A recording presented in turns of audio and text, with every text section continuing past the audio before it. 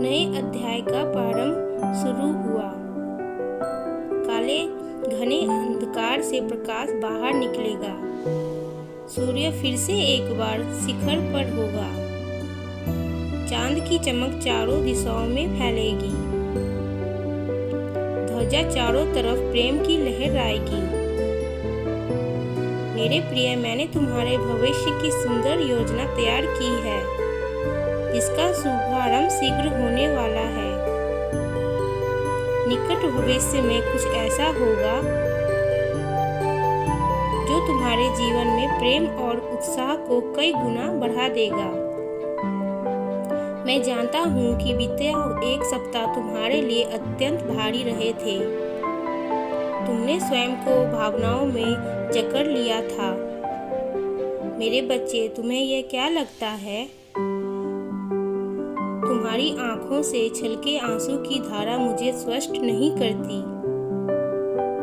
जो पीड़ा तुम सहन कर रहे हो वह मुझे दिखाई नहीं देती। मेरे बच्चे, जब इम्तिहान होता है तो अध्यापक शांत खड़ा केवल छात्र को देखता है। ऐसे में छात्र को विचलित हुए बिना ही वही करना चाहिए जो उसने अब तक सीखा है। तुम्हारे ऊपर जो संकट के बादल मंडरा रहे थे वह अब खत्म हो रहे हैं। इसी कारण आज तुम्हारा मन शांत और स्थिर है। कहीं ना कहीं अब तुम्हारे मन में सुकून है। मेरे बच्चे, मैंने तुम्हारे हृदय में पवित्र ऊर्जा का संचार किया है और इसी के फलस्वरूप तुम एक नई योजना तैयार करोगे, जिसके कारण तुम्हें आर्थिक लाभ होने प्रारंभ हो जाएंगे। मेरे बच्चे, यह वर्ष तुम्हारे लिए सुख समृद्धि का भंडार खोलेगा। मेरे बच्चे, यदि तुम सही समय पर सही निर्णय लोगे तो बहुत जल्द तुम्हारा नाम करोड़पति व्यक्तियों में शामिल होगा। मेरे बच्चे, जो विचार तुम्हें आज आया वह केवल उस वक्त तुम्हारे मस्तिष्क में ही क्यों प्रवेश किया? क्या वह मध्यम वाणी मेरी नहीं थी? एक ऐसा विचार जिसके प्रकट होते ही तुम्हारा मन प्रसन्न हो उठा। क्या वह विचार मैं नहीं था?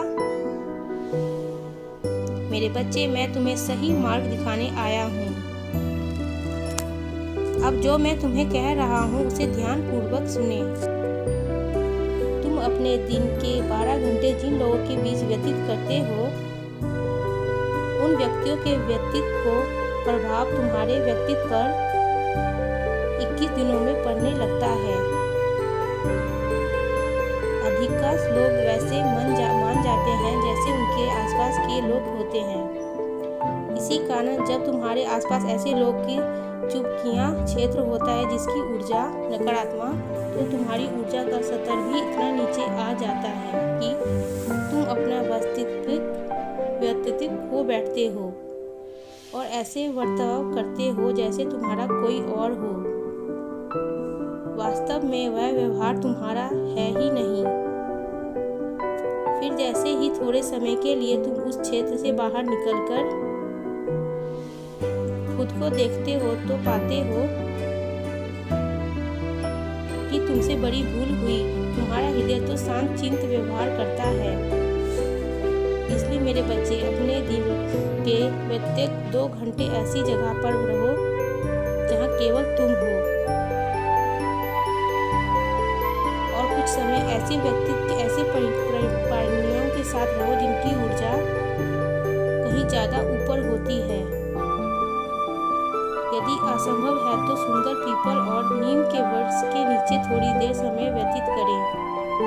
ऐसे करने से तुम्हारी ऊर्जा सदैव ऊपर की ओर ही रहेगी और तुम्हारी आसपास रहने वाले नकारात्मक लोगों का प्रभाव तुम्हारे व्यक्तित्व पर हावी नहीं होगा।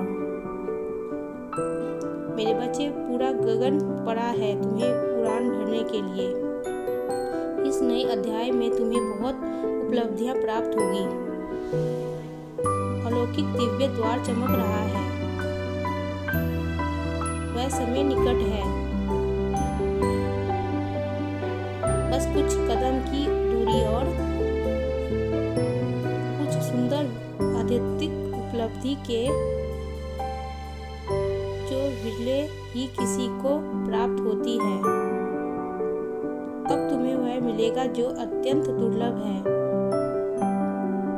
तुमने चुनौतियों को पार कर ली है मेरे बच्चे।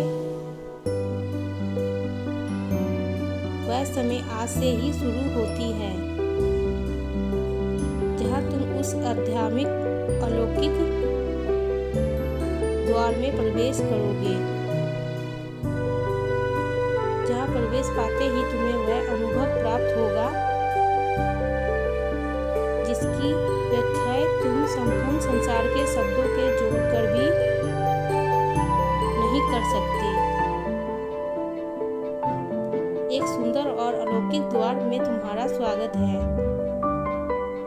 मेरे बच्चे। जैसे ही तुम्हें यह संदेश प्राप्त हो जाए, अपने जीवन में होने वाले आर्थिक लाभ के लिए योजनाएं तैयार करो। आशा है तुम्हें अपने प्रश्नों के उत्तर आज प्राप्त हुए होंगे मेरे बच्चे। क्या अब तुम तैयार हो अपनी खुशियों के लिए? क्या तुम तैयार हो जी भर मुस्कुराने के लिए? क्या तुम तैयार हो अपने जीवन के सुख समृद्धि के लिए? तो कहो हाँ यूनिवर्स, अब मैं तैयार हूँ अपनी खुशियों के लिए।